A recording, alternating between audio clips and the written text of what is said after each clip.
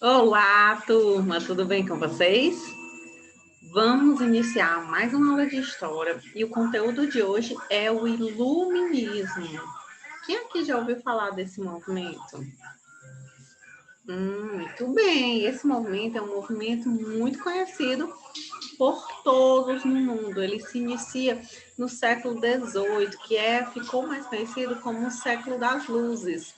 Exatamente porque é o século que se inicia esse movimento e que causa uma grande transformação na vida das pessoas, no modo de governar, na economia, no aspecto social, na organização social, ou seja, em vários aspectos da vida do ser humano. Nós temos aqui essa imagem de um livro iluminado, que no caso, essa luz que ilumina a mente das pessoas seria a razão, por isso o nome Século das Luzes, porque a luz que iluminaria a mente das pessoas traria o conhecimento e tiraria as pessoas da escuridão que eles diziam que as pessoas estavam vivenciando anteriormente. E esse conhecimento, essa luz, ela vem através do conhecimento que vai ser não só produzido, como difundido entre todas as pessoas. Eles vão, inclusive, organizar um livro que vai ficar muito conhecido por todos, que é a enciclopédia, que vai reunir o conjunto de conhecimentos adquiridos durante toda uma época.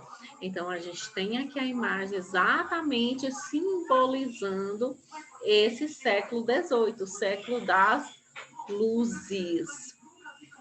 Então, a gente vai conhecer um pouco mais sobre esse movimento iluminista, vendo aqui a definição. O que foi o movimento iluminista? O movimento iluminista foi um movimento intelectual, filosófico, político, social, econômico e também cultural. Um movimento que não fica restrito a uma só parte de um continente, que ele se inicia na Europa, mas depois ele se espalha para o mundo inteiro. Então, a gente fala que é um movimento global e que defende o uso da razão como sendo o melhor caminho para se alcançar a liberdade, a autonomia, a emancipação, ou seja, para se chegar ao conhecimento. Como é que surge esse movimento iluminista? Qual o contexto? O iluminismo, ele nasce a partir do movimento renascentista, que molda o pensamento, que vocês já estudaram, que molda o pensamento de toda a sociedade e a modernidade. Eles vão contra o antigo regime. Que antigo regime era esse? Aquele modelo absolutista de fazer política, onde o rei tinha poderes absolutos em suas mãos. Eles vão também contra o mercantilismo, que era o modelo econômico, onde o Estado ele controlava toda a economia. E também no antigo regime havia divisão social entre clero, nobreza e o restante da população, que essa divisão social era uma divisão social muito injusta e que o clero e a nobreza, eles exploravam o resto da população, que era a burguesia, os trabalhadores, pequenos comerciantes, camponeses, todo o resto da população. Eles vão crescer bastante. Durante o Renascimento, a burguesia cresce muito e vai financiar esse movimento. Vão ter também uma forte influência da igreja e vai haver um desenvolvimento científico ao longo de todo o século XVII. Então, esse século, final do século XVII, início do século XVIII, começa aí esse movimento. E o século XVIII vai ser o século das luzes, pois eles consideram esse século o ápice da maturidade intelectual, racional do homem. Os pensadores, eles vão buscar o esclarecimento através do pensamento racional. Eles vão racionalizar, vão pensar, vão buscar justificativas plausíveis para o que acontece ao redor deles. E apesar do pensamento iluminista ser de tendência da burguesia e abordar com mais recorrência alguns temas específicos, mas o movimento iluminista ele vai ganhar tanta força, vai crescer tanto, que ele vai se tornar bastante heterogêneo e vai depois defender ideias que vão beneficiar a todos, a toda a sociedade. Primeiro porque ele é pautado na defesa de uma sociedade igualitária. Então, quais são os principais temas que vão ser mais recorrentes no iluminismo? A política, a religião, a economia, a liberdade, a individualidade e os direitos. Direitos esses que eram tão cerceados no absolutismo monárquico. Aí a gente vê algumas imagens aí fazendo essa correspondência às principais críticas, os principais pontos defendidos aí pelo iluminismo. Eles vão criticar essa figura aqui do rei Sol, do rei absoluto, aquele rei que concentrou os poderes. Eles vão defender as liberdades, a justiça com a igualdade, vão defender uma liberdade econômica, como a gente vai ver, vão ser contra essa questão do governo controlando, inclusive, a economia, vão defender toda a liberdade racional. As pessoas vão agora se libertar daquela marra que a igreja católica muitas vezes colocava neles e agora vão defender todo um pensamento mais livre, onde as pessoas busquem ver o que está acontecendo realmente ao seu redor para dar uma explicação. E vão defender, como eu falei, principalmente as liberdades, a igualdade de todos e não a exclusão, como era o que era bastante recorrente. Os principais pensadores do iluminismo vão ser o John Locke, o Voltaire, o Montesquieu, o Rousseau, o Diderot e o defensor aí de uma liberdade econômica, considerado o pai do liberalismo econômico, que é o Adam Smith. Então, a gente vai ver aí um dos principais iluministas, um dos percussores do iluminismo, o John Locke. O John Locke, ele é um defensor do iluminismo que ele prega que toda a ideia se forma a partir de uma experiência sensível. Ele diz que todos os homens, ao nascer, eles têm direitos, esses homens têm direitos naturais. Quais são esses? O direito à vida, o direito à liberdade, o direito à propriedade. E que para garantir esses direitos, tinha que ser criado governos que garantissem a vida, a liberdade, a propriedade das pessoas. Se esses governos não respeitassem a vida, a liberdade e a propriedade, o povo tinha o direito de se revoltar contra esses governantes.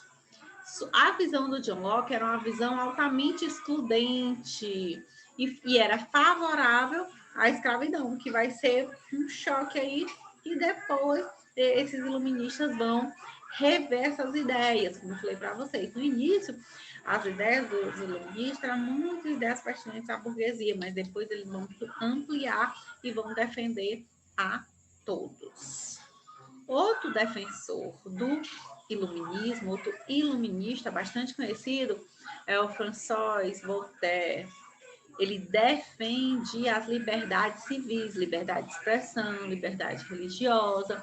Ele criticou as instituições políticas da monarquia, vai combater o absolutismo, porém ele era favorável à monarquia. Ele critica o poder da igreja e sua interferência no sistema político. Foi um defensor do comércio sendo livre, ou seja, ele era contra o Estado controlar a economia.